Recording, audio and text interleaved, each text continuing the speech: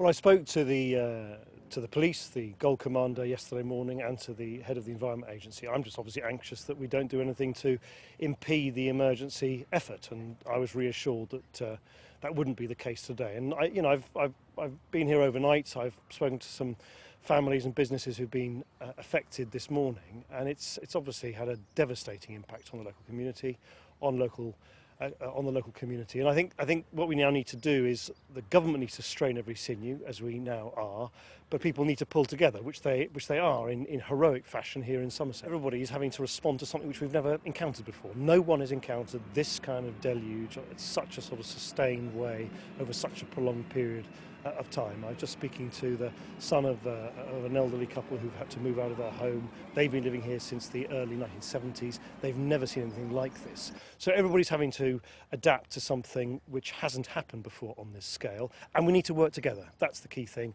The military, the police, the emergency service, the farming community, everyday families, everybody needs to work together. Look, there'll be a time and a place when we can look back and decide who should have done what when and whose responsibility for what decision lay where, but I don't think now is the time to point the finger of blame. Chris Smith and the Environment Agency have got a very difficult job to do. We can in the future look back and decide what went right, what went wrong. It's very clear, for instance, now that the calls here locally for the dredging of some of the local rivers, while it wouldn't have been a magic sort of one solution, clearly should have been done over the last few years. But I don't think, certainly the people I've met here overnight and this morning, I think what they're more interested in is not who's blaming whom, but how people are working together to make sure that their businesses are back to full strength, that their homes are kept safe, and their farms are back to full operation. If you just look around us at the sheer depth of the water,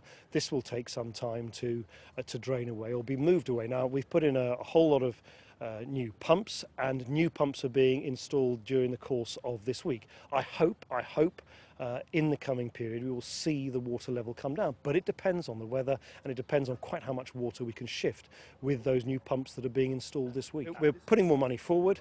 We're making sure that money is made available. We've changed the rules so that local councils who come forward to the government asking for money in these emergency circumstances get more of the money to cover more of the costs that they are having to face. So we're putting up money. We're working with the military. We're working with all the emergency services. We're putting out every single stop that we can in Whitehall through the Cobra meeting system to ensure that every bit of government works to deal with this problem.